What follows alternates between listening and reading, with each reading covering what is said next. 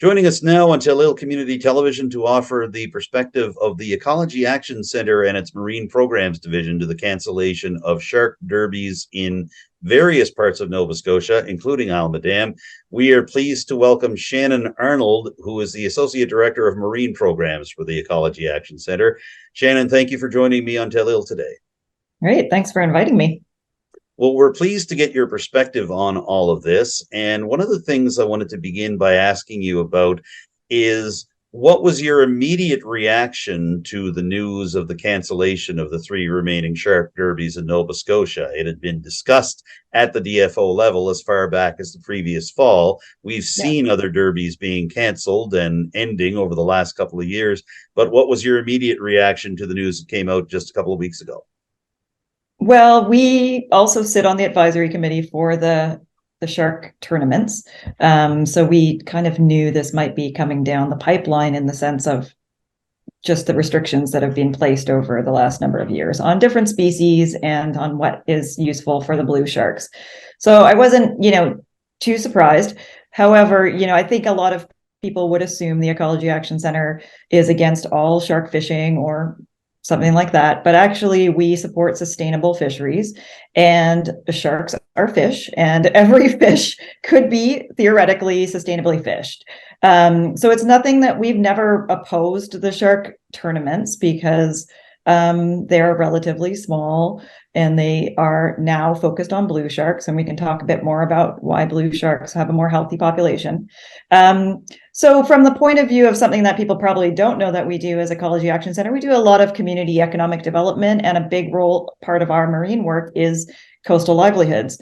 So both fishing, aquaculture, tourism stuff. And so in some ways, while we're not a super fan of just killing the sharks all the time, in some ways, it is a bit disappointing to see a coastal tournament go away that did bring in tourism dollars and that did have some importance to local communities for economics and for coastal cultural issues for fishing. So we're mixed. We have mixed feelings about it, and actually we think that there are ways that the derbies could continue.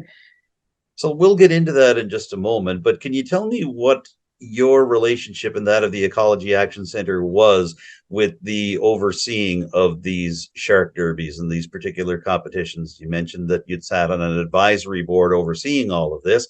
So what kind of communication did you have with DFO and with the organizers of the shark derbies, and what kind of information did you provide? We were just observers, really. I mean, we have a seat on that committee. We are primarily focused on commercial fishing work, and so we sit on all of the advisory committees for the fisheries in the region, and have for a long, long time been very vocal and very involved in the management of the commercial shark fishing, and that as a bycatch to swordfish fishing. And we also go to the international level of management and have been involved for a decade or more, which is where the rules are set for things like sharks, swordfish, billfish, all of that. So we're super involved in that commercial side of things.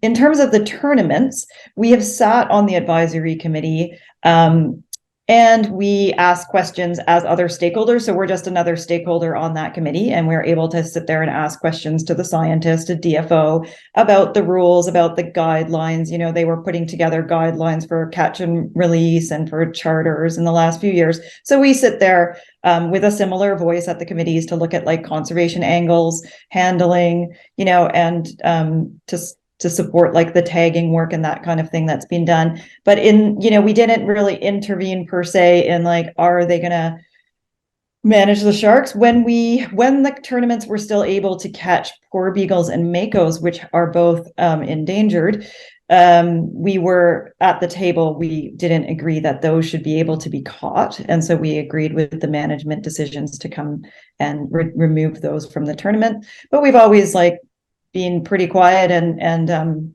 not said too much about the blue sharks, because blue sharks are a healthy shark population. So yeah, that's how we've been involved as stakeholders on the advisory committee, where the derby owner operators also sit. And it's their tournaments and their businesses, so we're there for interest and just to make sure we understood the situation from their perspective as well.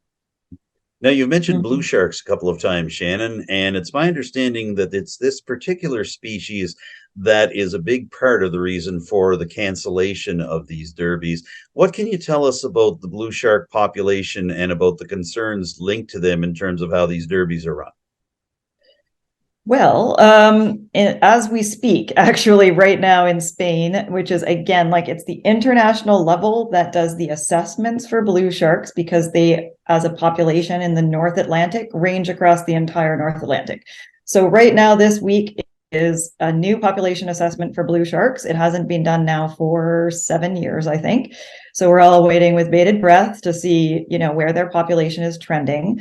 But the last information that we know, they are relatively healthy compared to other shark populations. And that's because they're a little bit more robust. So sharks in general, we have to be more precautious with, right? Because they have very few pups, they have very small litters, and they have, so it's harder for them to maintain that reproduction. And so you have to be very careful about how much you're taking out of the populations. Blue sharks have a couple of things going for them. They have higher reproductive rates. They also are more resilient to being caught on a hook. So they have lower mortality rates when they're going to die compared to some other sharks, in terms like makos and poor beagles and that kind of thing. And they are like the number one caught shark commercially. But from the point of view for us, they're not really landed and used that much because, well, there's lots of reasons, but because their meat isn't as like good as for straight up use like mako sharks are, which is a good meat shark. Like you don't have to process them in any way really. Blue sharks have this really high urea content, so their meat has to be processed in some way to really eat it directly. So they are used still for fins and stuff like that. But all of that to say, generally the population of blue sharks has been relatively stable, compared to many other sharks, which are like just declining. We will know more when they release the new science. But so from a population point of view, with the tournaments and how many sharks they're taking out of the water, it's like 60 per year, something like that. It's like the tiniest dent in the population. So there is, at the international level, is where they set the quotas. It's the first ever shark internationally that ever had quotas set for them. And that happened in 2019. And we worked really hard with Canada and other countries around the world to get that passed. Because even when a population is healthy, just like any other fish, we should know how much we're taking out of the water, and we should have a limit to that. So at like the North Atlantic level, you're allowed to take 39,000 tons of blue shark out of the water. So, the tournaments are taking 5 tons kind of thing, right? So, the kind of scale that we're looking at in terms of concern around how much the impact is for the derbies on blue sharks has never been like a conservation population concern for us because it is such a small amount. Even our biggest concern, and that's why we're really vocal at the table on the commercial fishery for swordfish, because every year annually they're catching 1,500 tons here in Canadian waters. They're not keeping barely any of them because there isn't a market for them. So not all of those are going to die. About 23% or so is what the stats are, right? So when you dehook them and you chuck them back in the water, 25% of those are going to die later on. Some of them are already dead at the side of the boat, but like the vast majority are going to be released alive, and they're relatively robust, but still they're, killing several hundreds of tons of sharks every year in our commercial fishery with no limit. And so, what we're looking for management is always like, okay, are we counting how much is coming out of the water? Do we have limits on that? Like we should for tuna and every other thing that they catch.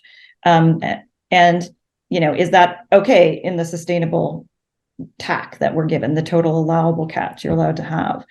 So in terms of the derbies, that's why we've never been like vocally in opposition to blue shark. And so it's a little strange in some ways in our opinion as to why the way the permitting has worked for the derbies and the route to that, which is what ended up leading to the cancellation based on just blue sharks being left, right? So the way that my understanding is from a DFO perspective, the way that the tournaments have been kind of permitted, because they're not a commercial fishing permit, is that they've been permitted through a science license. And therefore, there had to be some sort of scientific reason for the tournaments to continue. And when they were doing porbeagles and makos, and then on also blue shark, you know, you have a lot of samples. The scientists would come down and do samples, and people would tag them, and that was giving some information into the population assessments. And so, because blue shark is the remaining shark, which it should be, the other endangered shark should not be caught like to kill, because there's barely any that we should be touching, so that's fine. But the blue sharks, you know, because of it's a science license that was given to the derbies, and it's not enough information really when you're talking about 60 sharks to contribute to the assessment, when you're looking at 39,000 tons and like several millions of sharks in the North Atlantic, right? It's the commercial fishing data that really is useful for the assessment. And also there's a size limit that was put on the derbies several years ago. Again, probably a good thing to make sure you're not catching juveniles and you're going for some bigger ones that have already reproduced, right? However, that also limited the scientific information that was coming in, because basically all the tournaments are now catching are large males. And so we know the information about that, right? Like DFO doesn't need the information from the derbies. And so because the permitting route was through that, now that science information is too narrow to use for population assessments, DFO, I guess, is saying like, well, we can't give you a permit. One of the three justifications that DFO is now giving shark derbies to continue to exist is that there must be some scientific research merit coming out of this. But it almost seems like they're giving a lifeline that doesn't really exist to the organizers of the shark derbies, because DFO, in its statement on the cancellations earlier this month, had already said we don't feel that there's any scientific justification for these types of things to go ahead. You find that to be a bit of a conflict? Yeah, I mean, I think they're thinking about it from a specific angle.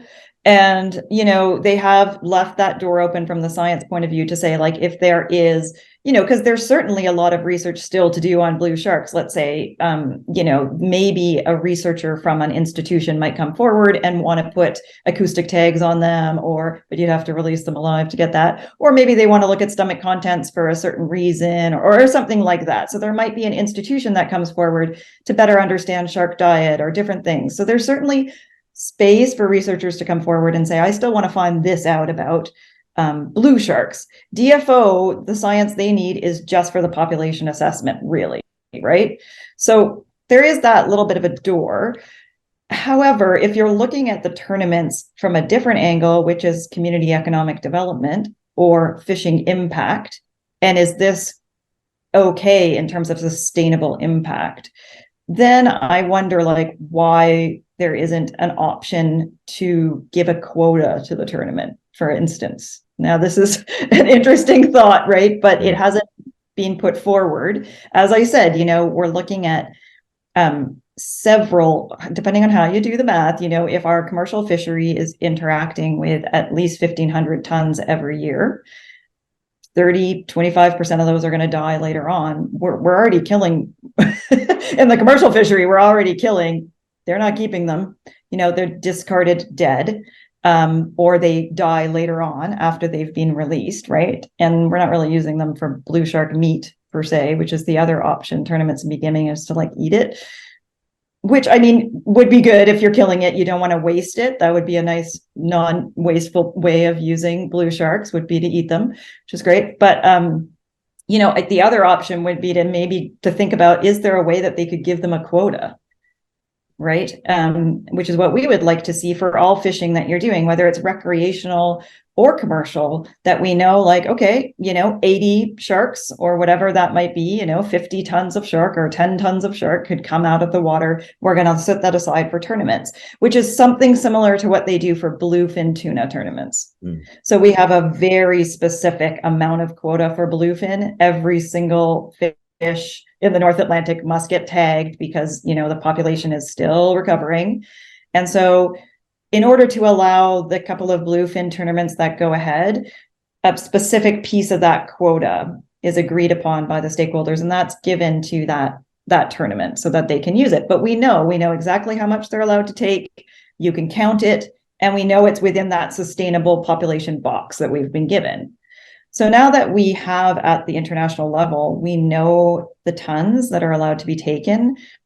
Canada is, the way that it's working is that European Union is given almost all of it. It's like 30,000 tons. Japan is given 4,000 tons. Morocco is given 1,600. And all the other countries that are catching blue sharks are required to keep their current catch at the same or to lower it. Okay, so we have space to work with here to potentially give the tournaments a very small quota. And I know that that's like a little out of the box thinking for DFO because they're not commercial. But, you know, if you're thinking about like the justification from a conservation point of view, you could do that. They've also given an option for catch and release, and we would be like, we have said at the table, like we're fully supportive of catch and release. It is, you know, there are more and more catch and release tournaments happening, and we look to the US where there's like a massive sport fishing economy, right? Mm-hmm. Recreational fishing and sport fishing tournaments are huge, and there's two like equally sized organizations and associations that run them, and one is fully catch and release and another one is kill, and you can't do kill for most sharks anymore anyways in the US. So there are lots of catch and release tournaments now for large, like for the billfish and for sharks and tunas in the US, and they've figured out different ways to do that makes the tournament economically viable and interesting and people are into it. So those are two options we think would be a good way forward, you know, to continue to have some, and you could, the one that isn't kill is probably our preference, because you want to be precautionary with sharks, and it would take some doing, but I think that would be, that's something that, you know, they have been told, I think as derbies that could go forward would be catch and release. Now, I'm glad you brought those up because obviously those are the other stipulations that DFO has put forward, that there could be a catch and release element, or that the amount of shark that is brought in does have to be consumed. Now, we've heard from organizers of shark derbies in areas like Lockport that they are only ever able to consume a small percentage of the sharks landed during the derbies. You mentioned just a couple of minutes ago the idea that shark meat, especially with blue shark, is very difficult to prepare. So I want to get a little more thought on you, the idea that this offer has been put forward by DFO, that if you catch it, you have to consume it. Do you feel that might wind up just not being practical in the long run? Yeah, I think it's probably not that practical for folks. It does, blue shark in particular needs to be processed in a certain manner. You know, I would also, maybe not, but there is some concern about the fin trade with blue sharks. That the sharks that are blue sharks that are landed through the commercial fishery are all for fins.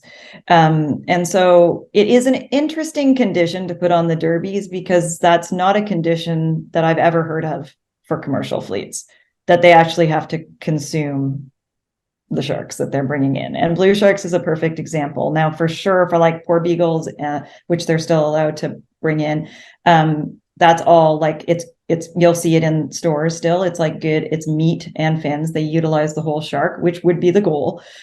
But for blue sharks, there just isn't a market here for meat. And I have never heard a condition being put on them. You know, once you land it, you market it in whatever way you need. And so they're marketing just the fins generally for blue shark.